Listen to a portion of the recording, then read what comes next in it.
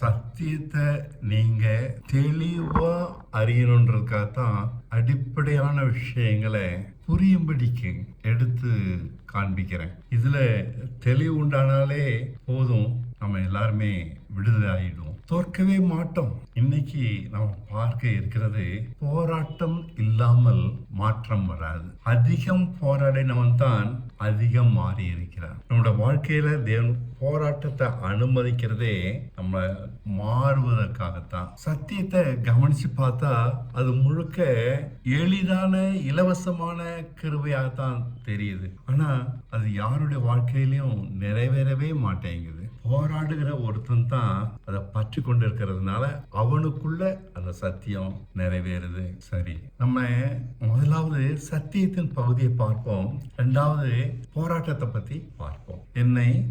நம்மை உண்டாக்கின தேவன் நாம் எதினாலும் தோல்வி அடையாதவனாக உருவாக்கி இருக்கிறார். சிலுவை அப்படிதான் நம்மளை மாத்தி இருக்குது. எதனாலையும் நீங்க தோல்வி அடைய முடியாதுன்னு இதை கண்டது முதல் என்னுடைய பயம் மறைந்து விட்டது. ஆபத்தானவனாக மாறிவிட்டேன். ஏன்னா நான் போற வழி மற்றவங்களுக்கு பயமா இருக்கு, எனக்கு பயமா இல்லை. சிலுவை எல்லாருக்குமே பயமா தான் இருக்கும், சுமக்கிறவனுக்கு தான் பயமா இருக்காது. பாவமான அனைத்தின் மேலும் விடுதலை ஒன்றுதான் செய்ய வேண்டும். என்ன, நான் அந்த விடுதலை அடைவதற்கு என்ன செய்யணும்? ஒன்னே ஒண்ணுதான், சிலுவையில் என் மரணத்தை புரிந்து கொள்ள வேண்டும். அந்த சிலுவை என்ன காண்பிக்குது? என்னுடைய மரணத்தை காண்பிக்குது.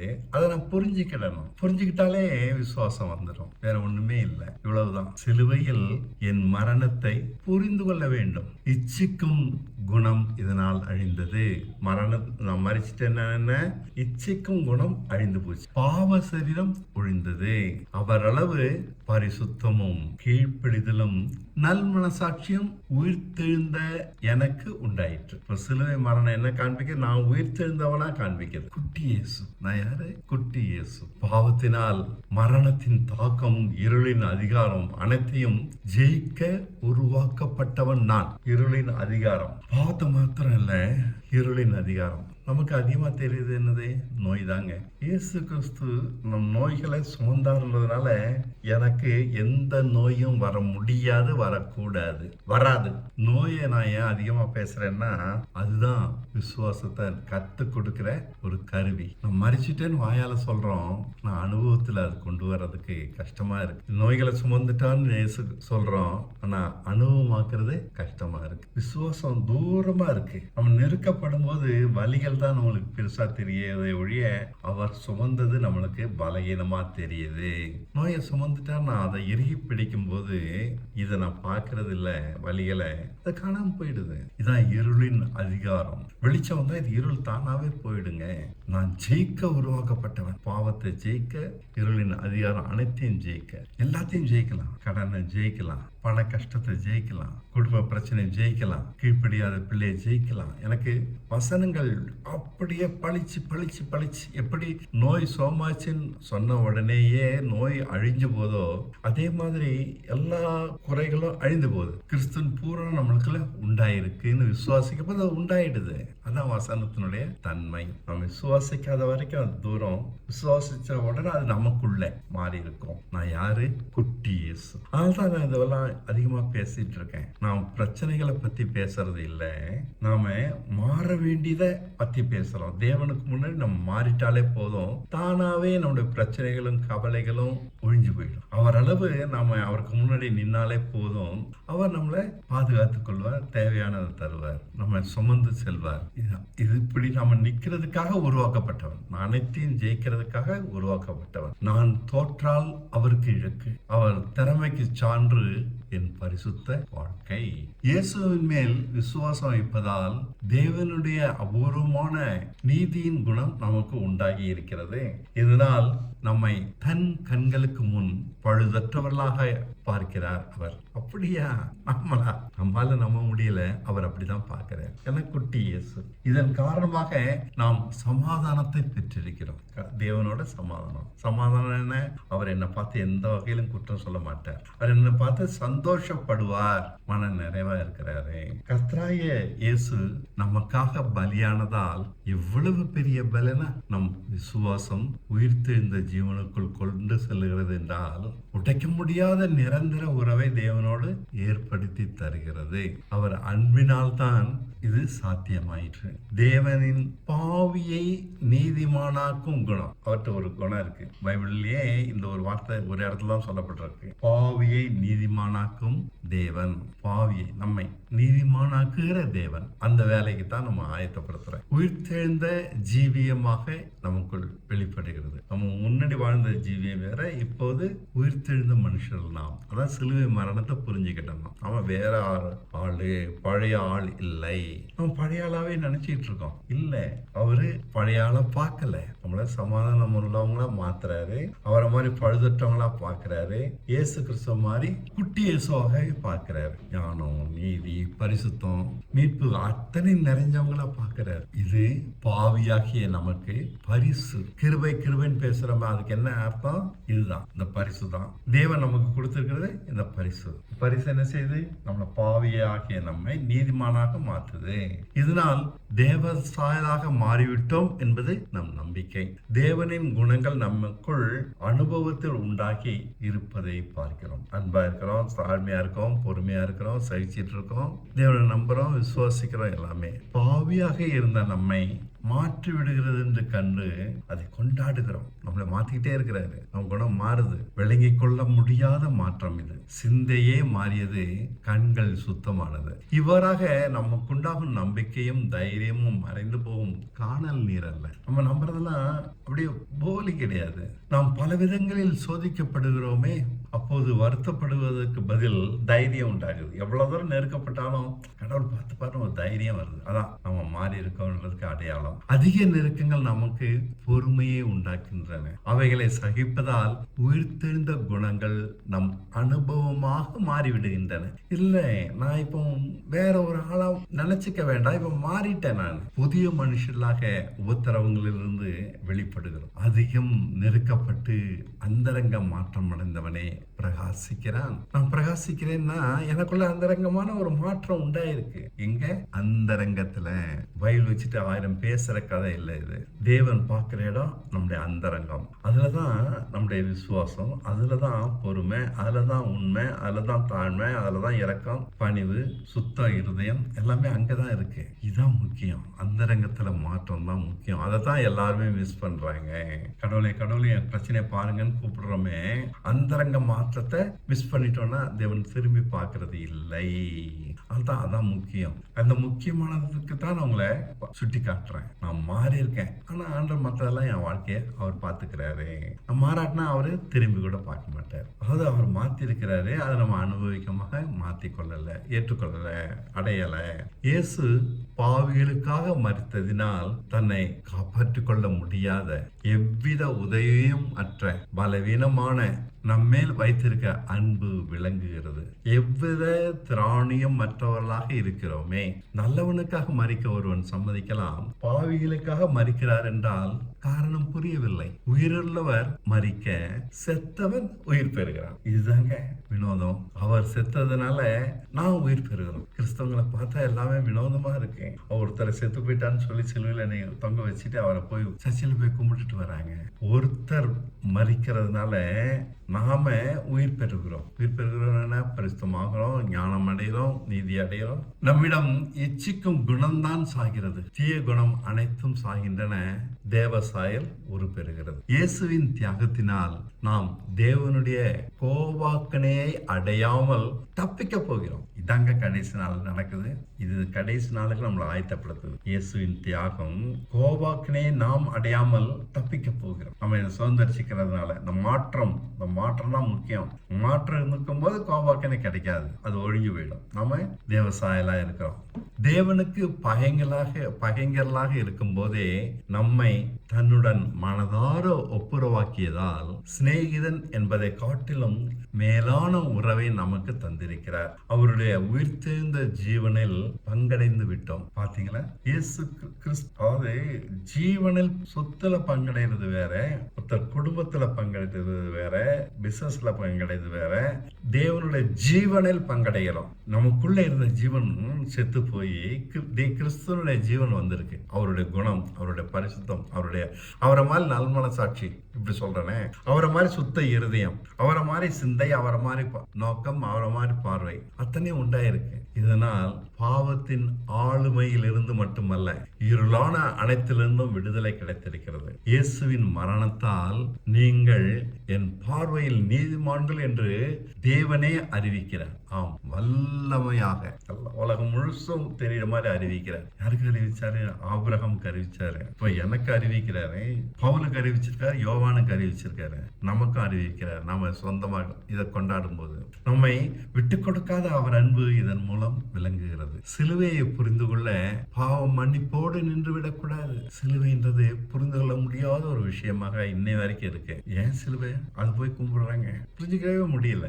ஏன்னா அவங்க பாவ மன்னிப்போடு நின்றுட்டாங்க. நான் இவ்வளவு தூரம் பேசுறதெல்லாம் சிலுவை பத்தி தான். அதுல நீங்க அடைந்த மரணத்தை பத்தி தான். அது உங்களை எவ்வளவு தூரம் மாத்தி இருக்குன்றத பத்தி தான். நாமும் உயிர்த்தெழுந்தோம். இது அசல் குட்டி இயேசுவாக எல்லோரையும் மாற்றிவிட்டது. ஆதாம் பாவம் செய்த போது முழு உலகமும் பாதிக்கப்பட்டது. கொஞ்சம் விளக்கமா அதை பத்தி பேசுறேன். பாவம் மனுஷ இயல்பாக மாறி மரணம் உண்டானது. ஆதாம் பாவம் செஞ்சதுனால எல்லாருக்கும் பாவம் மனுஷ இயல்பாக மாறிடுச்சு. அதனால எல்லாரும் மறிக்கிறாங்க. மரணம் இயல்பானது அல்ல, இயற்கையானது அல்ல, பாவம் செய்யறதுனால வர்றது. அப்போ அது தவிர்க்க முடியும், தவிர்க்க வேண்டும். தவிர்க்கிறதுக்கு வழி தெரியல. சரி, எல்லோரும் பாவம் செய்தனால் முழு மனுஷ சமுதாயமும் சமுதாயத்தையும் மரணம் ஆண்டது. மரணம் இயற்கையானது அல்ல. அது ராஜாவை போல ஆதாமின் காலம் தொடங்கி இன்று வரை எல்லோரையும் அடக்கி ஆளுகிறது. எல்லோரையும் ஒருத்தரும் தப்ப முடியல. பிரசிடென்டா இருக்கலாம், ஜெயில் காவலாளியா கூட இருக்கலாம், எல்லாரையும் மரணம் ஆளுது. அது தவிர்க்க முடியாத ஒன்னாக தான் எல்லாரும் பாக்குறாங்க. ஆதாம் தேவன் உண்டாக்கின முதல் மனுஷன் என்றால் இயேசு இரண்டாம் மனுஷன். தேவன் உண்டாக்கின இரண்டாவது மனுஷன். ஆதாம் முதல்ல உண்டாக்கினாரு, தேவனால் உண்டாக்கப்பட்டவர் இயேசு கிறிஸ்து இரண்டாவது. ஆதாம் மரணத்தை உண்டாக்கினா, இயேசு கிறிஸ்து உயிர்த்தெழுந்த ஜீவனை உண்டாக்கிட்டாரு. அதாவது அவர் மனுஷனை மரணம் ஆளாதபடி உயிர்த்தெழுந்த ஜீவனின் ஆளுகையை மாற்றாக தந்தார். மரணம் இருக்கா, உயிர்த்தெழுந்த ஜீவன் தந்துட்டேன். அதனால நீங்க மரணம் இனிமே ஒண்ணு ஆளாதுப்பா. மரணம் ஆளாதுன்னு என்ன? நோய் ஆளாது. நோய் ஆளாது என்ன? தேவன் தான் ஆளுவார். தேவன் ஆண்டா என்ன? பண கஷ்டம் கிடையாது, குடும்ப கஷ்டம் கிடையாது, எல்லாத்தையும் அவர் பாத்துக்கிறார். தேவனுடைய ஆளுகைக்குள்ள வந்துட்டோம். உயிர்த்தெழுந்த ஜீவன் என்ன? தேவனுடைய ஆளுகை. இது யாருக்கும் புரிய மாட்டேங்குதுங்க, புரியவே மாட்டேங்க. தன்னை தனியாவே பார்த்துட்டு இருக்காங்க. நான் புரிய வைக்கிறதுக்கு முயற்சி பண்றேனே, இப்ப மாதிரி புரிஞ்சுக்கோங்களேன். நீங்க தேவனுடைய ஆளுகையில இருக்கீங்கன்னா என்ன அர்த்தம்? உங்களுக்கு நடக்கிறது எல்லாமே அவரை பாதிக்கும். முதல்ல அவர் தான் அதுக்கு பொறுப்பு. நீங்க தனி ஆள் அல்ல. நம்ம தனியாவே யோசிக்கிறோம். பண பிரச்சனை பார்த்து யோசிக்கிறோம், குடும்ப பிரச்சனை பார்த்து யோசிக்கிறோம். நாளைக்கு என்ன செய்யறது, இதுக்கு என்ன செய்யறது, அதுக்கு என்ன செய்யறது, தனியாவே யோசிச்சுட்டு இருக்கோம். அப்படி இல்லைங்க, அப்படி செய்யாதீங்க. எதையுமே தேவன் பார்வையில தேவன்கிட்ட கொடுத்துட்டு அவர் எப்படி காண்பிக்கிறாரோ அப்படி செஞ்சு பாருங்க. வாழ்க்கை ஈஸியா இருக்கும். நீங்க உயிர்த்தெழுந்த ஜீவன் அடைஞ்சிருக்கீங்க, அதனால தேவனுடைய ஆளுகைக்குள்ள வந்துட்டீங்க. அவர் உங்களை ஆளுகிறாரு. ஆளை விடுங்க, அவர்கிட்ட கொடுங்க. எல்லாம் நீங்க நாம ரெண்டு பேர், ஒருத்தர் கையில மட்டுமே சரீரம் இருக்கு, இன்னொருத்தர் கண்ணுக்கு தெரியாத இடத்துல இருக்கிறார். அதான் பிரச்சனை. அவர்கிட்ட ஒன்னொன்னு அவர்கிட்ட கொடுத்துட்டோம்னா அவர் எல்லாத்தையும் சரி பண்ணி கொடுப்பாரு. வாழ்க்கை ஈஸியா இருக்கும். நான் அப்படிதான் வாழ்ந்துட்டு இருக்கேன். சுயமா எந்த முடிவும் எடுக்கிறது இல்லை. அவர் கையில விட்டுட்டு எவ்வளவு பெரிய பிரச்சனையும் அவர்கிட்ட விட்டுட்டு பேசாம இருக்கேன். அவர் நடத்துறாரு. தனியா வாழாதீங்க. இதுதான் நான் உங்களுக்கு புரிய வைக்கிறேன். ஆரம்பத்துல இதுதான் முயற்சி பண்ணிட்டு இருக்கேன் புரிய வைக்க. தனியே வாழாதீங்க, தனியே நீங்க இல்லை. ஆதாமினால் வந்த மரணத்தோடு ஒப்பிடும்போது இந்த உயிர்த்தெழுந்த ஜீவியத்தை பரிசாக பெற்றிருக்கிறோமே, இலவசமா தான் பெற்றிருக்கோம். பரிசு இதை இணைத்து பார்க்க முடியவில்லை. அது எல்லோரையும் பாவியாக்கியது. எது? மரணம். இது எல்லோரையும் நீதிமானாக்குகிறது. புரியுதுங்களா? அந்த உயிர்த்தெழுந்த ஜீவன் உங்களுக்குள்ள இருக்கிறது எல்லோரும் உங்களை தேவனுக்கு முன்னாடி நீதிமானாக மாத்துது. ஒருவனுடைய கீழ்ப்படியாமையினால் அநேகர் மரித்து போனார்கள். இயேசு என்ற ஒரு மனுஷன் கீழ்ப்படிந்ததினால் அநேகருக்கு உயிர்த்தெழ பண்ணும் வல்லமையே தந்திருக்கிறார். நீ வெளியில வாடா, நீ செத்தவன் இல்லடான்னு உயிர்ப்பிச்சிருக்கிறாரு. இன்னைக்கு லாசரு உயிர்ப்பிச்சாரு, இன்னைக்கு நம்மள உயிர்ப்பிச்சிருக்கிறாரு. இதனால் கேட்கிற எல்லோரையும் நீதிமானாக மாற்றிக் கொண்டிருக்கிறார். உயிர்ப்பிச்சிருக்காரு தான், ஆனா கேட்கறவங்க யாருமே இல்லை. வேணாம் வேணாம், எனக்கு என் பிரச்சனையை தீர்த்து குடியா, எனக்கு ஒரு வண்டி வாங்கி குடியா, என் கஷ்டத்துக்கு உதவி செய்யா, என் கடனை நீக்கியா, எல்லாரும் இதைத்தான் கேட்கறாங்க. ஆனா என்னை உயிர்த்தெழ பண்ணிருக்கீங்க, அந்த வல்லமையின்படி என்னை மாத்துங்க, மாற்றம் தான் முக்கியம் அப்படின்னு கேட்கறவங்களுக்கு தான் உதவி செய்யறார். எவ்வளவு பெரிய விஷயம்! மரணத்தை தாண்டும் உயிர்த்தெழுந்த வல்லமை, இது இலவச பரிசு. பாருங்க, உங்களுக்கு மரணம் கிடையாது, ஆனா சுதந்திரிக்க மாட்டேங்கிறாங்க. புரிஞ்சிக்கவே இல்லை. இதுல யாருமே சர்ச்சுக்கு போயிட்டு வராங்களே வழி இதை புரிஞ்சுக்கிடவே இல்லை. ஒருவன் பாவம் செய்ததினால் உண்டான பலனை காட்டிலும் எளிதாக கிடைக்கும் இந்த பரிசு நம்மேல் ஏற்படுத்துகிற தாக்கம் பெரிசு. ஒருவன் மீறி நடந்ததினால் நாம் அனைவரும் பாவம் செய்து குற்றவாளிகள் என்ற தீர்ப்பை அடைந்திருக்கிறோம். ஆனால் இலவசமாக நமக்கு கிடைத்த மீட்பென்பது அநேக தோல்விகளால் நிறைந்த நமக்கு கீழ்ப்படிதலை கற்றுத்தந்து பரிபூர்ண நீதிமான்களாக மாற்றுகிறது. அது மாற்றுது உங்களை நீதிமானா. இதனால்தான் அது பரிசுன்னு சொல்றோம், கிருபைன்னு சொல்றோம். இதனால் குற்றமற்றவர்கள் என்ற தீர்ப்பை பெறுகிறோம். தேவனுக்கு முன்னாடி நியாய தீர்ப்பு நாள்ல குற்றமற்றவர்கள். நம்மகிட்ட இருக்க எல்லா குற்றத்தையும் அது நீக்குது. ரோமர் 5:16 அப்படிதான் சொல்லுது. ஒருவன் மேலும் பாவம் செய்ததினால் உண்டான தீர்ப்பு தேவன் அருளும் ஈவுக்கு ஒப்பானதல்ல, ஈவனா பரிசுக்கு. அந்த தீர்ப்பு ஒரே குற்றத்தின் நிமித்தம் ஆக்கினைக்கு ஏதுவாக இருந்தது. கிருபை வரமோ அநேக குற்றங்களை, அது உயிர்த்தெழுந்த வல்லமை, இலவசமாக கிடைத்த பரிசோ அநேக குற்றங்களை நீக்கி நம்மகிட்ட நீதி விளங்கும். இனிமே அந்த குற்றங்கள்லாம் இருக்காது.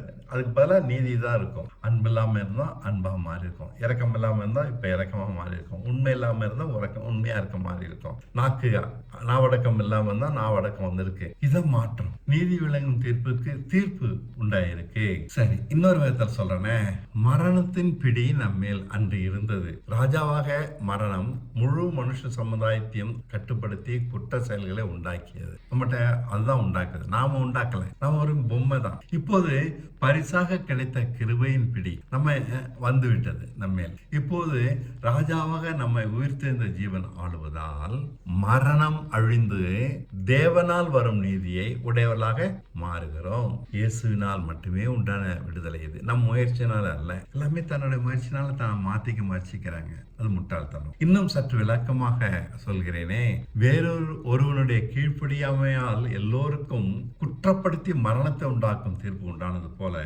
இயேசுவின்ற ஒருவருடைய பூரண கீழ்ப்படிந்த வாழ்க்கையினால் நாம் எல்லோரும் தேவனுக்கு முன் செம்மையானவர்களாக சீர்படுத்தப்பட்டிருக்கிறோம்.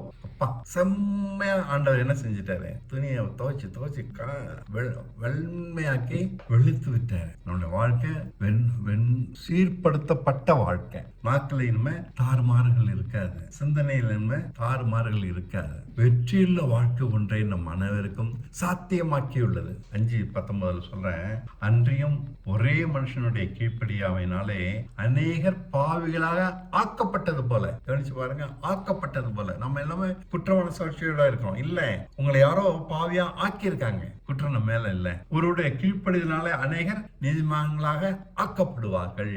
அதுவும் நம்முடைய முயற்சிகளான இல்லை, அதுவும் அவருடைய வேலைதான். பாவியா ஆக்கப்பட்டவர்கள் நாம் இப்போது நீதிமான்களாக ஆக்கப்படுவோம். இது தேடுறவங்களுக்கு தாங்க கிடைக்குது. எல்லோருக்கும் இது செஞ்சுட்டாரு. ஒருவனுடைய இன்னொரு வகையில, இன்னொரு வார்த்தையில சொல்றேன், ஒருவனுடைய கீழ்ப்படியாமை மனுஷ சமுதாயத்தையும் பாவியாக போகும்படி கதவை திறந்து விட்டது போல ஒரு மனுஷனுடைய கீழ்ப்படிதல் அநேகரை தேவனுக்கு முன் செம்மையானவர்களாக ஆக்குவதால் தேவனால் ஏற்றுக்கொள்ளப்படத்தக்கவர்களாக ஆகிறோம். அவர் கீழ்ப்படியாம போனதுனால எல்லாரும் மரணம் வந்துச்சு. அது எப்படியோ அப்படியே இவர் கீழ்ப்படிஞ்சாலும் நம்ம எல்லோருக்கும் தேவ குணம் வந்துடுச்சு. இதுதாங்க யாருக்கும் புரியாத சத்தியம். இது யாருக்குமே விளங்க மாட்டேங்க. இல்ல, வந்துடுச்சு. இதை நம்ம புரிஞ்சுக்கிட்டா, குழந்தை மாதிரி ஒத்துக்கிட்டாலே போதும். இருந்தாலும் இருந்தாலும் பாவம் பெறுகிற இடத்தெல்லாம் கிருபை பெருகி பாவத்தின் மேல் அதிக வெற்றியை தருகிறது. இதெல்லாம் உங்களுக்கு தியரி தான் சொல்லித்தரேன். இப்ப பிராக்டிக்கலா பேசுறேன். இது எப்படி அனுபவத்துல கொண்டு பார்க்கலாம்ன்றத நான் எடுத்து காண்பிக்கிறேன். மரணத்தினாலே பாவம் நம்மை ஆண்டு கொண்டது போல பாவத்தை மேற்கொள்ளும் உயிர்த்தெழுந்த வல்லமை படைத்த கிருபை ராஜாவாக நம்மை கட்டுப்படுத்தி ஆண்டு நீதியை விளைவிக்கிறது. இவ்வாறாக அன்று மரணம் ஆண்டது, இப்போது உயிர்த்தெழுதல். வெறும் பொம்மையே நாம். இது ஆளுதோ அது அப்படிதான் நம்ம இருப்போம். இவன் மரணத்தை அழிக்கிற மாதிரி இயேசு கிறிஸ்து நம்மளை செம்மையாக்கிட்டாரு, கிருபைக்குள்ள வச்சுட்டாரு. அது உயிர்த்தெழுந்த வல்லமைக்குள்ள. இவ்வளவு ஆழமானது இயேசுவின் சிலுவை.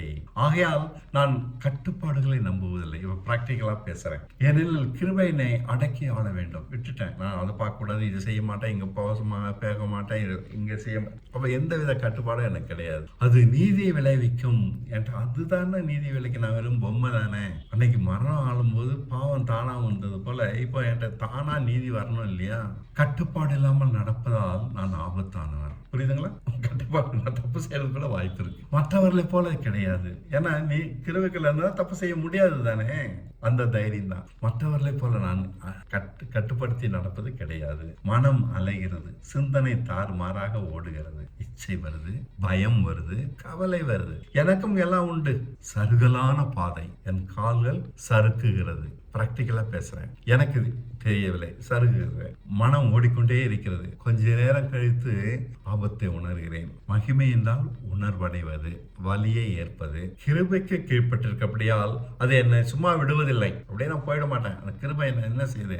நீதியின் பாதையை காண்பித்து என்னை நீதிக்குள் நடத்துகிறது. உணர்வு கொடுக்கிறது, வசனத்தை எடுத்து காண்பிக்குது. என் மனசுல எல்லா சிந்தனையும் உண்டாகுது, நீதிக்குள் நடத்துகிறது. வெளிச்சம் அடைகிறேன், என் வழியை மாற்றிக்கொள்கிறேன். உதாரணமாக இயேசுவையே உதாரணமா எடுத்துக்கலாமே. அவர் எப்படி நடந்தாருன்றதை பார்க்கலாமே. என் ஆத்துமா கலங்குகிறது. என்ன சொல்லுவேன்? பிதாவே, இந்த வேலையிலிருந்து என்னை ரட்சியும் என்பேனா? ஆகிலும் இந்த வேலைக்காக வந்தேன் என்கிறார். யோவான் 12:27. என்னை ரட்சின்னு சொல்வேனா? இல்ல, இதுல இருந்தா எனக்கு ரட்சிப்பு ஆண்டவர் நான் தேட மாட்டேன். இது இப்படிதான் நான் தான் போராடி ஜெயிக்கணும். கடவுள் எனக்கு உதவ மாட்டாரு. பிதாவே, உன் நாமத்தை இப்போது என் ஆத்மா கலங்குகிறது. நான் என்ன சொல்லுவேன்? பிதாவே, இந்த வேலை நின்று என்னை ரட்சியும் என்று சொல்வேனா? ஆகிலும் இதற்காகவே இந்த வேலைக்குள் வந்தேன். நம்ம எல்லோருக்கும் இது மாதிரி சோதிக்கப்படுற வேலை வருதுங்க. அது இச்சையாக இருக்கலாம், கவலையா இருக்கலாம், பயமா இருக்கலாம்.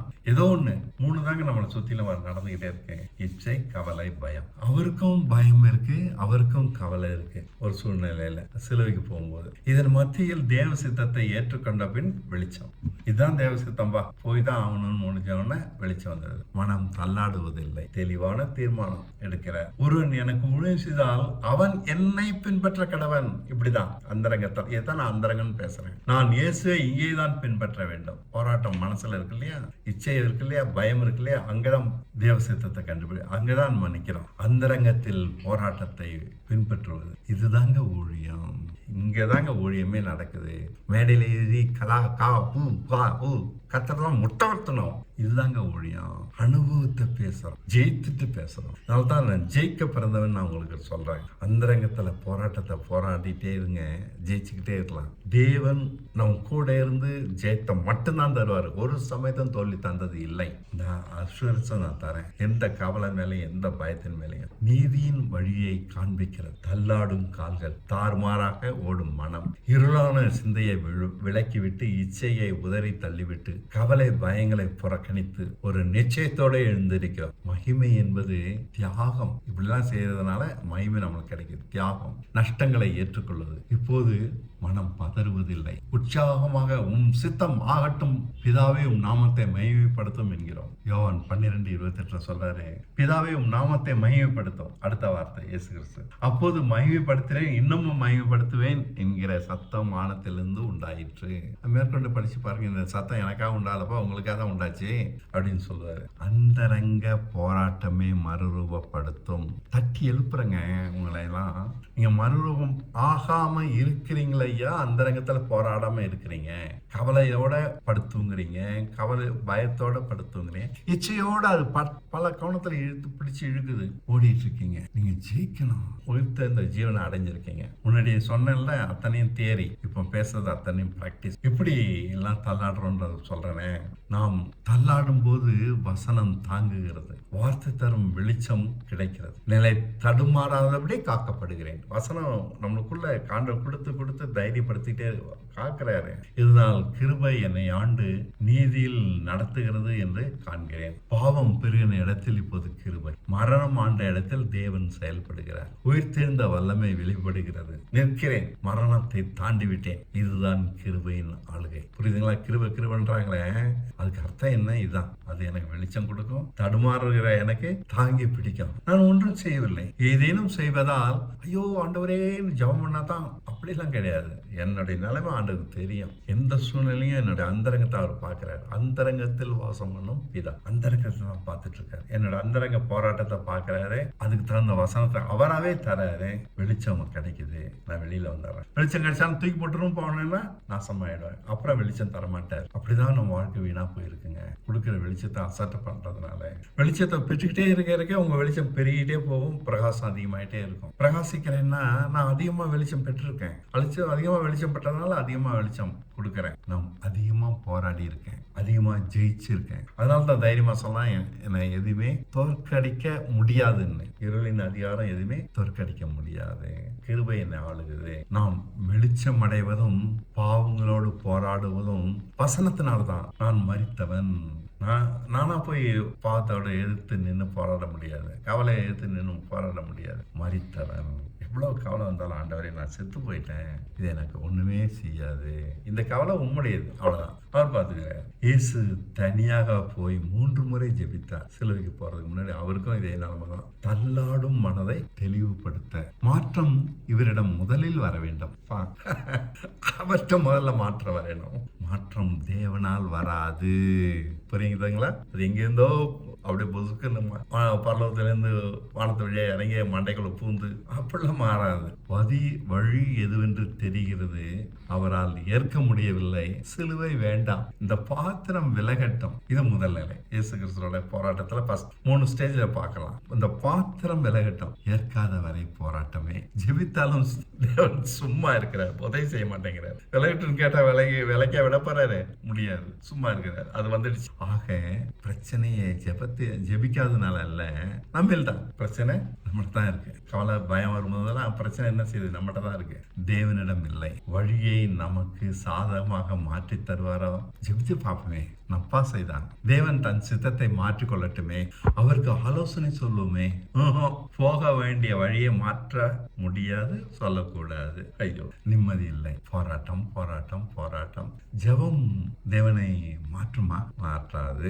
நாம் தான் மாற வேண்டும். இந்த பாத்திரம் விலக வேண்டும். இல்லை இல்லை, அடுத்த ஸ்டேஜ். சித்தமானால் விலகட்டும். இது 2ஆம் நிலை. ஜெபிக்கிற வேலை அல்ல இது, ஒத்துக்கொண்டு செயல்படுகிற வேலை. ஒத்துக்கொள்ளாதவரை வேர்வை ரத்தமாக வருகிறது, மனம் எதிர்க்க ஆசைப்படுகிறது, அவரை மாற்ற முயலுகிறது. இல்லை வேண்டாம், நாம் மாறுவோம். இதுதான் சித்தம் என்றால் அப்படியே ஆக கடவுது. இது 3ஆம் நிலை. 3 முறை ஜெபித்தான் படிக்கிறோம்ல, அதுதான் 3ஆம் நிலை. சித்தப்படி ஆகட்டும். விட்டுட்ட ஆயிற்று. அப்பா இயேசு தெளிவடைந்து விட்டார். சிலுவைக்கு போன்றதுக்கு தான் இவ்வளவு போராட்டம். யாரால ஏத்துக்க முடியும் மரணத்தை? இயேசு தெளிவடைந்து விட்டார். சித்தப்படி ஆக கடவுது. பாத்திரம் விலகட்டும் முதல்ல கேட்டாரு. உங்களுக்கு சித்தமானா விலகட்டும் 2வது முதல்ல கேட்கிறாரு. 3வது சித்தமா இதுதானா? அப்படியே ஆகட்டும், ஏத்துக்கிறேன். இயேசு தெளிவடைந்து விட்டார். கஷ்டத்தை ஏற்பதுதான் மகிமை. இன்னை வரைக்கும் இயேசு கிறிஸ்துவை பத்தி பேசுறோமே, இதுக்காகத்தான் பேசுறோம். இனி கடைசியில் சிலுவையில் மரிக்கும் வரை போராட்டம் இல்லை. ஏத்துக்கிட்டார், முடிஞ்சு போய். மகிமை போராட்டமானது, தியாகத்தை ஏற்றுக்கொள்வதால் வருவது. எல்லாரும் இயேசு கிறிஸ்துக்கு மகிமை, தேவனுக்கு மகிமைன்னு பேசுறோமே, இதனாலதாங்க அவர் மகிமை. வெறும் வாயால அதெல்லாம் மகிமை அவருக்கு படமாட்டார். நாமளும் இது மாதிரி நடந்தோம்னா அவர் மகிமைப்படுவார். படிச்சோம்ல, பிதாவே உம் நாமத்தை மகிமைப்படுத்தும் என்றார். எப்படி மேம்படுத்துவாரு? நான் இந்த போராட்டத்தெல்லாம் பாராடி நான் ஜெயிக்கணும். கிருபை நம்மை ஆளுவதால் வெளிச்சம் கிடைக்கிறது, ஞானம் அடைகிறோம், மற்றவர்களைப் போல சிந்திக்காமல் வித்தியாசமாக வாழ்க்கையை பார்க்கிறோம். நஷ்டங்கள் உண்டு, அது பாதிப்பதில்லை. பரலோகம் என்பது ஒரு அரசாங்கம், அது நம்ம மேல் செலுத்தும் ஆளுகை. அதை மனதார ஏற்றுக்கொள்கிறோம். இதுதான் தேவசித்தமா ரைட்டுன்னு போறோம். சிலுவை சுமந்து தன்னைத்தான் வெறுத்து என்பது பரலோகத்தின் அடிப்படை சட்டம். அதை மாற்ற முடியாது. இந்த உலகத்துல அடிப்படை சட்டம் என்ன? இன்கம் டாக்ஸ் கட்டித்தான் ஆகணும். அதை நம்ம எதிர்த்து நிற்க முடியாது. பரலோகத்தின் சட்டம் சிலுவை சுமந்து தன்னைத்தான் வெறுத்து. என் உயிர் பாவம் விட மாட்டேன்னு எரிக்க பிடிச்சாக்கா இயேசு கிறிஸ்து இன்னைக்கு இயேசு கிறிஸ்துவாக இருக்க முடியாது. உலகம் வேறு அரசாங்கம். இங்கு எது நஷ்டமோ அது பரலோகத்தில் லாபம். அதாங்க பரலோகத்தின் அக்கௌண்டன்சி. இங்க எதுவுமே நஷ்டப்பட மாட்டேன், பரலோகம் மட்டும் எனக்கு வேணும்னா அது முடியாதுங்க. நம்ம இழக்க இழக்க வெகு தூரமாக தோன்றிய வழி சின்னதாகிவிட்டது. பரலோகத்தின் வழி ரொம்ப சின்னது. நம்ம இழக்கிறதுனால அந்தரங்கத்தில் இழக்காதவரை பரிசுத்தம், கீழ்ப்பிடிதல், ஞானம் எல்லாம் வெகு தூரமாக தெரிகிறது. ஐயா அம்மா அவர்கிட்ட பேசுறதெல்லாம் பாக்குறோம், பெருசா தெரியுது. நம்மளுக்கு அது தூரமா இருக்குது. நீங்க இழந்து பாருங்க ஐயா, எல்லாம் உங்க பக்கத்துல உட்கார்ந்துருக்கோம். நான் மரித்தேன் என்கிறோம். ஐயோ பெருசா கஷ்டப்பட்டு எல்லாம் இல்லைங்க, அவர் ஆள்கையை ஏற்றுக்கொள்கிறோம். அதான் மரித்தேன் என்ன, நான் விலையிட்டா நீங்க பாத்துக்கோங்க, அவர் கையில கொடுக்குறோம். அதன் பின் ஒன்றும் செய்வதில்லை. பிடிக்காத வாழ்க்கையை வாழ்கிறேன், அதை மாற்ற முயல மாட்டேன். இதுதான் வழி. அவர் கூட இருக்கிறார். இந்த வழியில் நடப்பதால் பிதாவே உம் நாமத்தை மகிமைப்படுத்தும் என்கிறேன். மகிமைப்படுத்தினேன், இன்னும் மகிமைப்படுத்துவேன். பதில் வெளியரங்கத்தில். நாம் போராடுவது அந்தரங்கம், ஜெயிப்பது அந்தரங்கம்.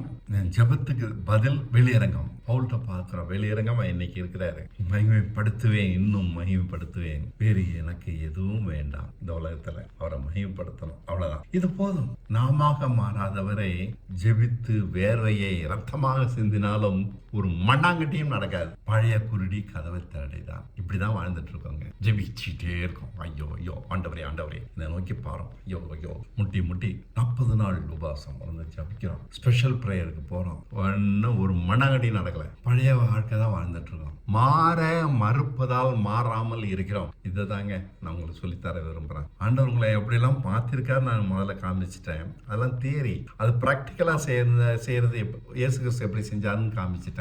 அப்படி நம்ம செய்யாததுனால தான், நம்ம இஷ்டப்படி நம்மளுடைய சித்தத்தை செஞ்சுட்டு இருக்கிறதுனால தான் மாறாமல் இருக்கிறோம். அவ சித்தமோ மகிமையோ நமக்கு முக்கியம் இல்லை. நம் மகிமை முக்கியம்.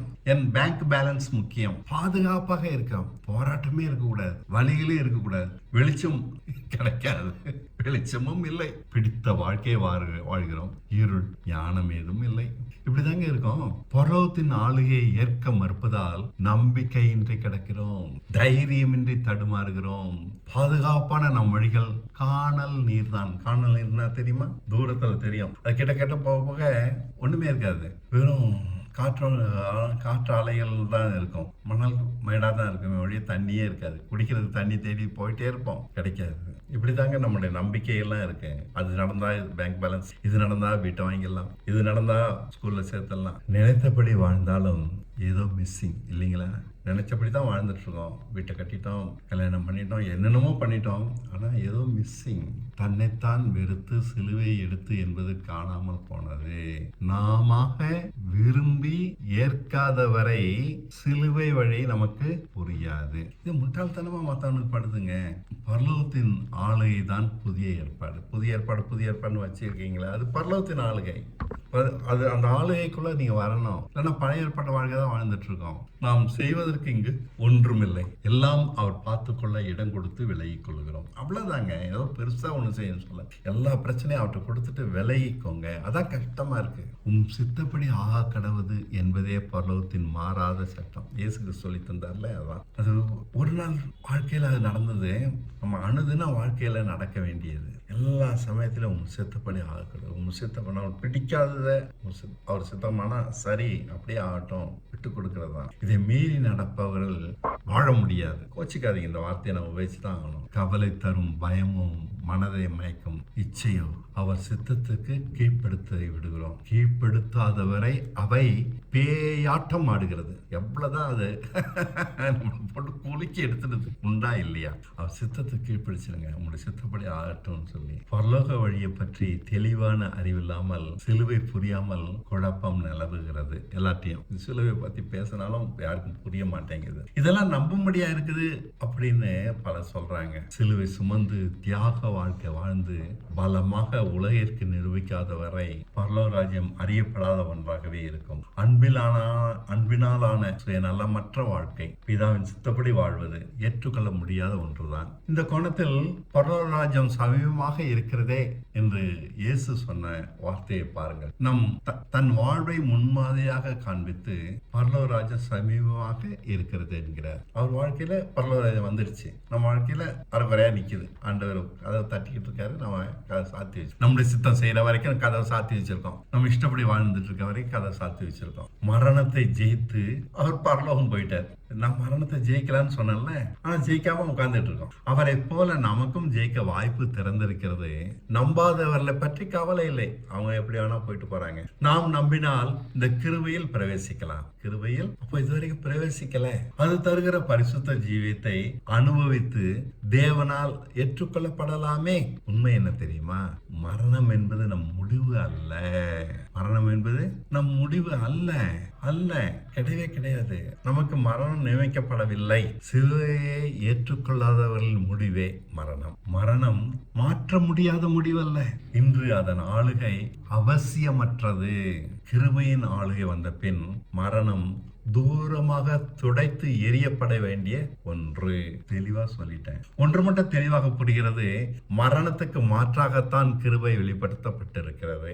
கிருபை வந்தா மரணம் இருக்காது, மரணம் இருந்தா கிருபை நமக்குள்ள செயல்படல. மரணமும் கிருபையும் கலக்காதுங்க.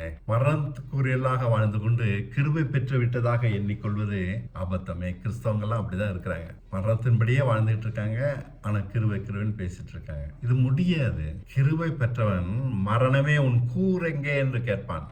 அவன் அலட்சியமா இருப்பான், எட்டி உதைப்பான். மரணம் எனக்கு கிடையாதுன்னு. மரணத்தை கிருபை முடிவுக்கு கொண்டு வந்து விட்டது. தேவன் நாம் மரணத்துக்கு உட்பட்டவர்களாக வாழ சம்மதிக்கவில்லை. அவர் நோக்கம் நம்மை மரணத்தின் பிடியிலிருந்து நிரந்தரமாக விடுவிப்பதே. என்றும் இனி மரணமே இருக்கக்கூடாது. இதுதான் அவருடைய திட்டம். பரலோகத்தில் அவர் சித்தம் செய்வது போல உலகமெங்கும் செய்யப்படும் போது இது நடக்கும். உலகமெங்கும் தேவ சித்தம் செய்யும் போது இது நடக்கும். மரணமே இந்த பூமியில் இருக்காது. அப்படி ஒரு நாள் வரத்தான் போகுது, நடக்கும். தேவன் சிங்காசனத்தில் விட்டிருக்கார். அதுக்கு அர்த்தம் என்ன? அவருடைய கட்டுப்பாட்டில் தான் அத்தனை நடக்குது. அவர் சொல்றபடிதான், அவர் நினைக்கிறபடிதான் நடந்துட்டு இருக்கு. அது அப்போ மரணம் முழுக்க அழிக்கப்படும். அவர் ஆளுகையை புறக்கணித்தவர்கள் மட்டுமே மறிக்கிறார்கள். அவர் இஷ்டத்துக்கு, நான் சொன்னல ஏற்கனவே, நீங்க தனியால் இல்லை, அவர் கையில கொடுத்துட்டு அவர் காண்பிக்கிறபடி உங்க வாழ்க்கையை வாழுங்க. ஞானம் வழியை திறந்து வைத்து கூப்பிடுகிறது. ஞானம் அடைந்தவர்கள் மரணத்தை ஜெயிக்கிறார்கள். எல்லாவற்றையும் இழந்து வாழ்வை பரலோகமாக மாற்றுகிறார்கள். இப்படி வாழ்வை பரலோகமா மாற்றுறதுக்கு எல்லாருக்கும் ஆசை இருக்கு. அதேக்கு முன்னாடி எல்லாவற்றையும் இழந்து, தேவன் இழக்க சொல்றதெல்லாம் இழந்துதாங்க ஆகணும். காம்ப்ரமைஸ் பண்ணக்க முடியாதுங்க. பெரும்பாலும் உலகத்தார் பரலோக வழியை அறியவில்லை. அநேகர் கிருபை பெற்றிருந்தாலும் மரணத்தோடு விளையாடி கொண்டிருக்கிறார்கள். கிருபையும் வச்சுக்கிறாங்க, அவங்க இஷ்டப்படி வாழ்ந்துகிட்டு தொல்லை அனுபவிச்சுட்டு இருக்காங்க, சித்திரவதைப்படுறாங்க. நான் பார்க்க பலருடைய வாழ்க்கை கொடுமையா இருக்குது. அவங்களால சுயசித்தம் செய்யாம இருக்க முடியல. இழக்க வேண்டியதை இழக்க அவங்க சம்மதம் இல்லை. அவர் ஆளுகை தனக்கு உண்டான எல்லாவற்றையும் இழக்க கட்டாயம் பண்ணுகிறது. இதை விரும்பவில்லை, புறக்கணிக்கிறார்கள். பரலோகமும் வேண்டும், தங்கள் இஷ்டமும் நடக்க வேண்டும் என்றால் எப்படி? நமக்காக தேவனுடைய ராஜ்யம் மாற்றிக்கொள்ளுமா? அவர் வழியை புறக்கணிப்பதால் நாமே மரணத்தை நம்மேல் வரவழைத்துக் கொள்கிறோம். சிலுவைக்கு போ என்றால் போக வேண்டும். இயேசுதான் சொன்னாரு. இயேசுக்கும் விருப்பம் இல்லைதான், இருந்தாலும் ஒப்பு கொடுத்தார். இரத்தமாக வேர்வை சிந்தி ஜெபித்தாலும் ஒரு மாற்றமும் உண்டாகாது.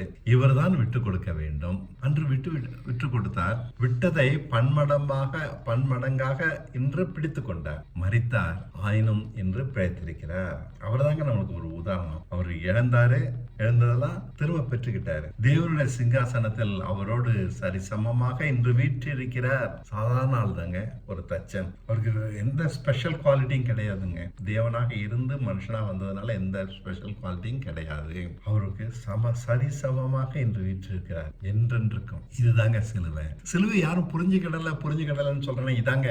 நீங்க புரிஞ்சுக்கிடவே இல்லை. மரணத்துக்குரியவங்களா வாழ்ந்துட்டு இருக்கோம். சிலுவை என்பது தோல்வியின் வழி இல்லை, ஜெயிக்கும் வழி.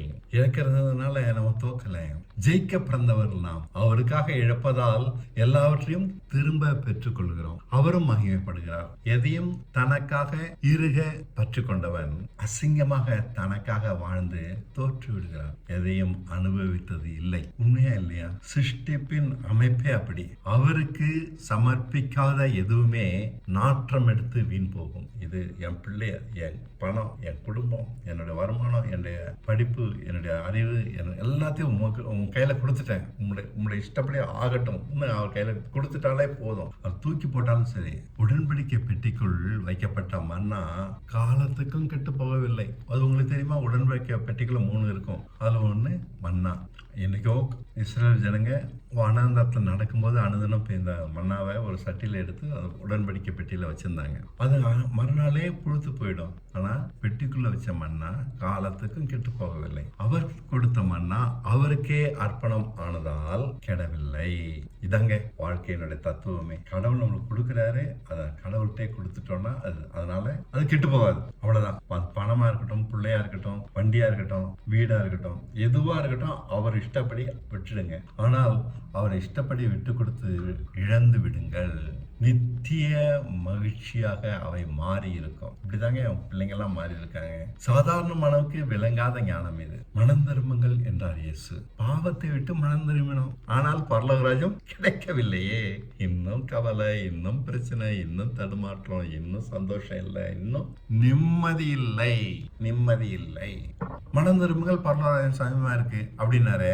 மனம் திருப்பிட்டோமே, ஏன் இன்னும் நிம்மதி இல்லாம இருக்கோம்? மனம் திரும்புங்கள் என்றால் பாவத்தை விட்டு அல்ல, நம்மை பரலோகத்தில் பிரவேசிக்காதபடி தடுக்கிற பயத்தை விட்டு, சந்தேகங்களை விட்டு, ஏமாற்றுகிற சுகமான வாழ்க்கையை விட்டு. இந்த 3 தான் பரலோகத்தை சுதந்திரியாதபடி தடுக்கிறது. இந்த 3 தான் பரலோகத்தை சுதந்திரியாதபடி தடுக்கிறது. எல்லாம் இங்க இலவசம், ஆனா வழியோ ஆபத்தானது. புரியுதா? கூட கடவுள் இருப்பார், ஜெயிக்க வைப்பார். அவ்வளவுதான். ஆபத்தானதுன்னு சொல்றதுனால பயப்படுறோம். சிலுவை வலிக்கிற வாழ்க்கையாச்சே பயப்படுகிறோம். நம்மால் ஏற்றுக்கொள்ள முடியவில்லை. சிலுவை மரணம் இயேசுவை உயிர்ப்பிழைக்க வைத்தது உண்மைதான். இயேசு கிறிஸ்து போனாரு, உயிரோட வந்துட்டாரு. ஆனால் அதே போன்ற நாமும் இழந்தால் பிழைப்போமா? ஒரு கேள்விக்குறியதா தானே இருக்கு. அடுத்தது சந்தேகம் தடுக்குது. 1 பயம், 2வது சந்தேகம், 3வது நமக்காக சுக வாழ்வை எவ்வளவு கஷ்டப்படுத்தி ஏற்படுத்தி வைத்திருக்கோம். இன்சூரன்ஸ் கட்டியிருக்கோம், வீடு கட்டியிருக்கோம், எல்லா வசதியும் ஏற்பாடு பண்ணி வச்சிருக்கோம். எவ்வளவு கஷ்டப்பட்டு வீட்டுக்கு ஜாமானம் வாங்கி சேர்த்து வச்சிருக்கோம். எல்லாம் இழக்க முடியுமா? விட முடியவில்லை. ஆனால் பரலோகத்துக்கு குறுக்கு வழி இல்லையே. என்ன செய்வது? தேவ மனுஷர்கள் எல்லோரும் தங்கள் பயத்தை வென்றார்கள். அதனால்தான் அவங்க தேவ மனுஷர்கள். வேதத்துல இருக்கு, ஓக் மாகோக் அப்படின்னு 2 பெரிய ராட்சசர்கள் இருந்தாங்க. வாக்குத்தத்த தேசத்திற்குள் நுழைய தடையாக இருந்தார்கள். அவர்களை பார்த்து பயந்திருந்தால் இஸ்ரேல் ஜனங்கள் தேசத்தை சுதந்திரித்திருக்க முடியுமா? பாழான வனாந்தரத்தில் தான் காலத்திற்கும் கிடந்திருக்க வேண்டும். ஜெயம் கொடுக்கிற தேவனை நம்பியதால். அங்கதான் விஷயமே இருக்குங்க. அவங்க எதை பார்க்கல? இந்த ராட்சசர்ல பார்க்கல, ஜெயம் கொடுக்கிற தேவனை பார்த்தாங்க. நம்ம பிரச்சனைலாம் அப்படிதாங்க இருக்கு. நம்ம பிரச்சனை அப்படி முழுங்கிடுவேன்னு வருது. நான் ஜெயம் கொடுக்கிற தேவனை பார்க்கும்போது ராட்சசர்களை ஜெயித்தார்கள். நான் ஒரு விஷயத்த சொல்லட்டேன். இந்த தேவனால ஜெயிக்க முடியாத ஒரு விஷயம் இல்லை. இந்த தேவனை நம்பினதுனால தோத்து போயிட்டேன் அப்படின்னு சொல்றவங்க ஒருத்தன் கிடையாது. இது அவ்வளவு அஷூரன்ஸ் இருக்கு. இவர் பெரியவர், அவரால் முடியாத ஒண்ணுமே இல்லை. அப்ப நான் ஏன் பயப்படணும்? நாம ஏன் சோர்ந்து போகணும்? நாம ஏன் தடுமாறணும்? ஓகியும் மாகோகியும் அவங்க ஜெயிச்சிட்டாங்க. சாதாரணமா முடியாதத தேவனால அடைஞ்சிட்டாங்க. அடுத்தது சந்தேகம். சந்தேகத்தை பத்தி அழகான ஒரு கதை இருக்கு. திரண்டோடும் யோர்தான்றது ஒரு நதி, அது பொங்கிட்டு ஓடுது. பிள்ளை குட்டிகளோடு கடந்த பிறகுதான், அந்த காலத்துல பாலெல்லாம் போட்டு வைக்கல, கடந்தா பின்புதான் வாக்குத்தத்த தேசம் வரும். எப்படி கடக்கிறது? ஆடு மாடு கோழி அத்தனையும் இழுத்துக்கிட்டு வயசானங்களையும் தூக்கி சுமந்துக்கிட்டு பிள்ளைகளையும் வச்சுக்கிட்டு எப்படி கிடக்கிறது? நிச்சயம் முடியாது. தேவன் ஒரு வழி சொல்றார். ஆசாரியர்கள் உடன்படிக்கை பெட்டியை உயர்த்தி பிடித்து கொண்டு ஆழமான ஆற்றில் இறங்கி நடுவில் சென்று நிற்க வேண்டும். ஆற்றில் அடித்து கொண்டு செல்ல மாட்டார்களா? இது எப்படி? அவங்க போய் நிக்கட்டும், அவங்கள பாருங்க, அவர்கள் தான் சாட்சி. தேவன் சொன்னபடி செய்ததால் அவர்களை தண்ணீர் அடித்து செல்லவில்லை, நின்றார்கள். தண்ணீர் பிரிந்து வழிவிட்டது. யோசுவா 3:13 படிங்க. சம்பவிப்பது என்னவென்றால், சர்வ பூமிக்கும் ஆண்டவராகிய கர்த்தரின் பெட்டியை சுமக்கிற ஆசாரியர்களின் உள்ளங்கால்கள் யோர்தானின் தண்ணீரிலே பட்ட மாத்திரத்தில் மேலே இருந்து ஓடி வருகிற யோர்தானின் தண்ணீர் ஓடாமல் ஒரு குவியலாக நிற்கும் என்றான். அதான் சுவாயால சொல்லிட்டான், நிக்குமா? இது வேற சந்தேகம். நிக்குது, அதான் அவங்க பாக்குறாங்க. அப்போ தேவ வார்த்தை எதுவுமே நிறைவேறும். இது நான் உங்களுக்கு கொடுக்குற அஷூரன்ஸ். என் வாழ்க்கையை அனுபவிச்சு சொல்றேன். தேவ வார்த்தைகளை திரும்ப திரும்ப படிக்கிறதும் யோசிச்சு பார்த்து அதை மற்றவங்களுக்கு சொல்லித்தரதும் காரணம் என்னன்னா, அந்த வார்த்தை நிறைவேறும், நிறைவேறாமல் போகாது. தண்ணீர் பிரிந்து வழிவிட்டது. அதை பார்த்த பின் சந்தேகம் ஜனங்களுக்கு விலகியது. அவர்களும் ஆழமான தண்ணீரில் பிள்ளைக்குட்டிகளோட ஆடு மாடுகளோட இறங்கி ஆற்றை கடந்தார்கள். கடந்ததோடு மாத்திரமல்ல, ஓடிப்பே இல்லை, கரையிலிருந்து 12 கற்களை எடுத்துட்டு வந்து நடு ஆத்துல கொண்டாந்து போடணும். போட்டுட்டு நடு ஆத்துல இருந்து 12 கற்களை எடுத்து வந்து கரையில எடுத்துக்கொண்டு வைக்கணும். பழையன யாவும் ஒழிந்தன, மனமெல்லாம் புதிதாயின என்ற உண்மை மாற்றத்தின் அடையாளமாக விளங்குகிறது. பைபிள்ல எல்லாமே மாற்றத்தை குறித்து தாங்க பேசிட்டு இருக்கேன். மாற்றத்தை மிஸ் பண்ணிட்டு ஊழியம் செய்ய முடியாதுங்கய்யா. வேற எந்த ஊழியம் கிடையாதுயா. நீ மாறணும். தேவன் சொன்னபடி செய்வதால் எந்த சந்தேகமும் வேண்டாம். வீண்டு விடுவோம் என்பதே இந்த சாட்சியான இந்த கற்கள், அவங்க தண்ணிக்குள்ள இருந்து வெளியில கொண்டாந்து வைக்க கற்கள் தான் சாட்சி. அவர் சொன்னபடி செஞ்சா விடுதலை ஆயிடுவோம், சொன்னபடி செய்யாதனால விடுதலை இல்லை, நிம்மதி இல்லை, போராடிட்டு இருக்கும். அடுத்தது, சுகமான வாழ்க்கையை விட முடியவில்லை. இதுக்கு ஒரு உதாரணம், எரிகோ கோட்டை முன்னில் அவங்க நிக்கிறாங்க. அதை கடந்தால்தான் வாக்குத்தத்த தேசம். அந்த கோட்டையோ பெருசு, புத்தி யுக்தியால் கோட்டையை உடைக்க முடியாது. அவங்களும் உள்ள போய் நம்ம கடந்து போறோம் அப்படின்னு வழிக்கு விடுங்கன்னாக்கா விட மாட்டாங்க, கொண்டு போட்டுருவாங்க. அற்புதம் செய்து தேவன் யோர்தானை கடக்க வைத்தது போல ஏன் அற்புதம் செய்யக்கூடாது? தேவன் எல்லாவற்றுக்கும் அற்புதம் செய்வதில்லை. சூழ்நிலை கட்டாயத்தால் அன்று அற்புதம் செய்தார். ஆனால் தேவன் போராட வேண்டியதற்கு போராட சொல்கிறார். நீ போராடித்தான் ஆகணும். எவ்வளவு கஷ்டமா இருக்குது இந்த கடவுள்கிட்ட. ஐயோ, நான் போய் போராட சொல்றாரு. அவரே டீப்னு அற்புதம் செஞ்சு தூக்கி விட்டார்னா நல்லா இருக்காது. கீதியோன் போராடினான், ஜெயத்தை தேவன் தந்தார். மோசே போராடினான், ஜெயத்தை தேவன் தந்தார். பிறவி குருடன் பார்வை அடைய சீலோவம் குளம் வரை செல்ல வேண்டும். தேவை என்றால் செல்லட்டும். இதான் இயேசு கிறிஸ்துவோட ஸ்டாண்ட். அவனை பார்த்து சீலோவம் போய் கண்ணை கழிச்சுட்டு வா, கண்ணை கழுவினா தான் அவனுக்கு கண்ணு தர பார்வை வரும்னு சொல்றாரு. தேவைன்னா போவான், அவ்வளவுதாங்க. தேவைன்னா செய்ய, போராடு. தேவையில்லைன்னா போ. சுகமான வாழ்க்கையை விடாமல் பரலோகராஜ்யம் கிடைக்காதுங்க. தேவை என்றால் இழ, பணத்தை இழ, சுகத்தை இழ, நண்பர்களை இழ. எப்படிங்க அது? இதெல்லாம் இழந்தாதான் ஆண்டவர் தருவாரு. ஆமா, அப்படிதான். ஆபிரகாம் எல்லாவற்றையும் இழந்தான். இனி இழக்க அவனிடம் ஒன்றுமே இல்லை. இழக்கிறது தாங்க விசுவாசம். இழக்கிறது தான் விசுவாசம் வேணும். இழந்ததை காட்டிலும் அவன் பெற்றது அதிகம். இன்னொரு உதாரணம், யோபும் இழந்தான். இழப்பதை வெறுத்து சாம்பலில் போய் கிடக்கிறான், புலம்புகிறான். சுக வாழ்க்கை வேண்டும், தேவனும் வேண்டும் என்றால் பரலோகம் ஒத்துக்கொள்ளாதுங்க. பரலோகம் ஒத்துக்கொள்ளாது. தேவைன்னா ஓடு, தேவைன்னா இழ, இல்லைன்னா போ. இதான் ஆண்டவருடைய ஸ்டாண்டு. நம்ம சுகமான வாழ்க்கைய விட வேண்டியது இருக்கு. நம்முடைய ஆண்டவர் காட்டுவார், இந்த வருஷத்துல இந்த நேரத்தை இதை விடு. அதுக்காக நம்ம உங்களை காவி வேஷ்டம் போட்டுக்கிட்டு ஊழியம் செய்யுங்கன்னுலாம் நான் சொல்லலை, நானும் செய்யலை. அப்பப்போ ஆண்டவர் விட சொல்றதெல்லாம் நான் விட்டுறேன். அப்பப்போ எடுத்துக்காட்டாரு, இது இப்படி செய்ய, அதை அப்படி செய்யன்னு சொல்வது கஷ்டமா தான் இருக்கு. நஷ்டப்பட்டு தான் இந்த வாழ்க்கையை கத்துக்கிட்டேன், தெரியுதுங்களா? அதனால தான் இவ்வளவு தூரம் பேசுறேன். இஸ்ரவேல் ஜனங்கள் போராடித்தான் வாக்குத்தத்த தேசம் வரை வந்தார்கள். போராட தயங்கவில்லை. அவர் சொன்னபடி செய்தால் போதும், அவ்வளவுதானே. 7 நாட்கள் எரிகோவை சுற்றி நம்பிக்கையோடு நடந்தார்கள். அவ்வளவுதான், ஆயிற்று. சொன்னபடி செய்த போது கோட்டை தானே இடிந்து சிதறி விழுந்தது. இதுதான் அவர் சொன்னபடி நடக்கிற அற்புதம். இப்பதாங்க அற்புதம் நடக்கும். நீங்க சொன்னதை செஞ்சிட்டீங்கன்னா அடுத்தது அவர் செய்வார் அற்புதம். அவன் செய்யாதனால தான் அற்புதம் நடக்க மாட்டேங்க. ஏன் அவர்கள் 7 நாட்கள் சுற்றி வரணும்? உடனே தேங்காய் மாதிரி சிதறிடக்கூடாதா அந்த கோட்டை? கடைசியில் தான் கோட்டை வேணுமா? எதுவுமே சுகமான வழியில் தேவன் செய்வதில்லை. கடவுளை பார்த்து கேள்வி கேட்காதீங்கய்யா. போராட்டம் இல்லாமல் யாரையும் அவர் மாற்றுவதில்லை. முதலாவது நீ சிலுவை சும, பின்புதான் உயிர்த்தெழுந்த ஜீவியம். இயேசு கிறிஸ்துக்கே இந்த நிலைமை தான். எனக்காக இயேசு சிலுவை சுமந்தார், நான் ஏன் சுமக்க வேண்டும் என்கிறார்கள். தேவனிடம் கேள்வி கேட்காதே. வலிக்காமல் பரலோக தேசம் செல்ல முடியாது. நியமிக்கப்பட்ட வழி ஆபத்தாக தோன்றினாலும் இதுதான், இப்படிதான் போகணும். ஆபத்தான வழிதான், ஆனா இலவசம். அவர் சொன்னபடி செய்தால் அது கிடைக்கும். யோசுவா 6:20 இப்படி சொல்றாரு, எக்காலங்களை ஊதுகையில் ஜனங்கள் ஆர்ப்பரித்தார்கள். எக்கால சத்தத்தை ஜனங்கள் கேட்டு மகா ஆரவாரத்தோட முழங்குகையில் அலங்கம் இடிந்து விழுந்தது. உடனே ஜனங்கள் அவரவர் தங்களுக்கு நேராக பட்டணத்தில் ஏறி பட்டணத்தை பிடித்தார்கள்.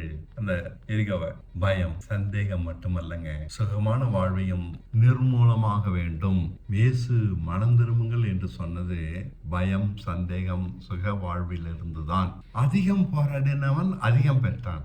இங்கதான் விஷயத்தை நான் கொண்டு வரேன். ஆரம்பத்தில் படிக்கும் போது எல்லாம் இலவசம், எல்லாம் சுகம், உயிர் தந்த ஜீவன் உங்களுக்குள்ள இருக்கு.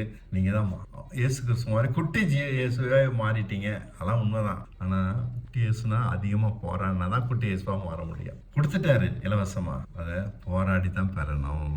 பயத்துக்கு பயத்தை விடுறது கஷ்டங்க. அதை காட்டிலும் கஷ்டம் சந்தே. ஐயோ, அது குஷ்ட நோய் மாதிரி. அதை பிடிச்சதுதான் விடவே மாட்டேங்குது. சொரிஞ்சுக்கிட்டே இருக்க வேண்டியிருக்கு. சொரிஞ்சாதாங்க சுகமா இருக்கு. சந்தேகம் பட்டுக்கிட்டே இருந்தாதான் நம்மளுக்கு சுகமா இருக்குது. எவ்வளவு நேரம் சொரிகிறது? இவன் நடக்குமா நடக்காதா, நடக்குமா நடக்காதா, நடக்குமா, ஐயோ இப்படி இருக்குதே, வலிக்குதே. சந்தேகம் ஒரு கொடிய வியாதி. நான் பலர்கிட்ட பார்த்துருக்கேன், அவங்களால இழக்கவே முடியல. சுகமா இருக்கணும், எந்த குறையும் அந்த இருக்கக்கூடாது. அப்படியே கடவுளை அப்படியே எல்லா சௌகரியத்தையும் இந்த உலகத்திலையும் கொடுத்து அப்படியே பரலோகத்துல கொண்டு போயணும். முடியவே முடியாதுங்க. ஏமாத்திட்டு இருக்கீங்க. சுக வாழ்வையும் விடுறது கஷ்டம், சந்தேகத்தையும் விடுறது கஷ்டம். சிலுவைனாலே பயமா இருக்குது. ஆனா இதாங்க வழி. எல்லாம் இலவசமா கொடுத்துட்டாரு, இதையும் வச்சிருக்கிறாரு. வாக்குத்தத்த தேசத்தை அவங்க எல்லாமே போராடி தாங்க ஜெயிச்சாங்க. அதனால தான் சொல்றேன், அதிகம் போராடினவன் அதிகம் பெற்றான், கொஞ்சம் போராடினவன் கொஞ்சம் பெற்றான், இன்னும் கொஞ்சம் போராடினவன் பெற்றதையும் இழந்துட்டான். கதை சொல்லலை. மத்தேயு 25:14 வசனத்தில் 30 வசனம் வரைக்கும் ஒரு கதை சொல்றாரு. இயேசு 5 தாலந்த ஒருத்தனுக்கு கொடுக்கிறாரு, 2 தாலந்த ஒருத்தனுக்கு கொடுக்கிறாரு, 1 தாலந்த ஒருத்தனுக்கு கொடுக்கிறாரு. 5 தாலந்து பெற்றவன் 5 தாலந்த எக்ஸ்ட்ராவா சம்பாதிக்கிறான். அதிகம் போராடுறான், அதிகம் சம்பாதிக்கிறான். 2 தாலந்து பெற்றவன் கொஞ்சம் தான் பெற்றிருந்தாலும் அவன் போராடின அளவுக்கு கிடைக்குது. 1 தாலந்து பெற்றவன் குறைவான வெளிச்சம் அணிந்து போகுதுங்க. பவுல் சொல்றாரு, நான் அதிகம் போராடினேன். அவர் தாங்க, அதனால தாங்க பவுலா இருக்கிறாரு. நான் அதிகம் போராடினேன். அவர் வாழ்க்கையை பாருங்க. இன்னைக்கு உலகம் முழுசும் பேசுது பவுல்னு நம்ம பேசுறோமே. காரணம் என்ன? நான் அதிகம் போராடினேன். ஆகிலும் நான் இருக்கிறது தேவ கிருபையினால் இருக்கிறேன். அவர் எனக்கு அருளிய கிருபை விருதாக இருக்கவில்லை. அவர்கள் எல்லோரிலும் நான் அதிகமாக பிரயாசப்பட்டேன். ஆகிலும் நான் அல்ல, என்னுடனே இருக்கிற தேவ கிருபையே அப்படி செய்தது. அப்போ போராடுறதுல வித்தியாசம் இருக்கு. சிலர் அதிகமா போராடுறாங்க. இயேசு கிறிஸ்துவே அவர் பார்க்கலங்க. 12 சீஷர்கள் அவர் கூட இருந்தவங்க எல்லாத்தையும் இவர் மிஞ்சிட்டார். அதிகம் போராடின அதிகம் பெற்றுக்கிட்டாரு. பைபிளே எழுதினவர் இவர் தாங்க. புதிய ஏற்பாடே இவரை வச்சுதான் இருக்கு. இயேசு கிறிஸ்து எல்லாத்தையும் விளக்கமா பேசல, இவர் தான் எல்லாத்தையும் விளக்கமா பேசுறாரு. அதிகம் போராடினேன் அதிகம் பெற்றேன். எனக்குள் இருக்கிற கிருபையே அப்படி செய்தது, நான் செய்யல அப்படின்றாரு. போராடாம சுகமான ஆம் சேர்ல உட்காந்துக்கிட்டு இருக்கிறதுனால என்னங்க கிடைக்குது? பிபி கிடைக்குது, ஹார்ட் அட்டாக் வருது, காலைல தேவையில்லாத சோரியாசிஸ் வருது. ஏன் இதெல்லாம்? நான் மருந்தை அள்ளி சாப்பிட்டுட்டு இருக்கோம். ஏன் இப்படி? கொடுத்த கிருபையை அனுபவிச்சு பாருங்க ஐயா. உயிர்த்த ஜீவியத்தை அனுபவிச்சு பாருங்க. மரித்தவர்லேருந்து எழுந்தவங்க நீங்க. மரணத்தை தாண்டினவங்களா வாழ்ந்து பாருங்க. குறைவான வெளிச்சம் அணைந்து போகிறது, நிற்பதில்லை. உண்மைதானே? பலருடைய நிலைமை தான் கொஞ்சம் வெளிச்சத்துல இருக்காங்க.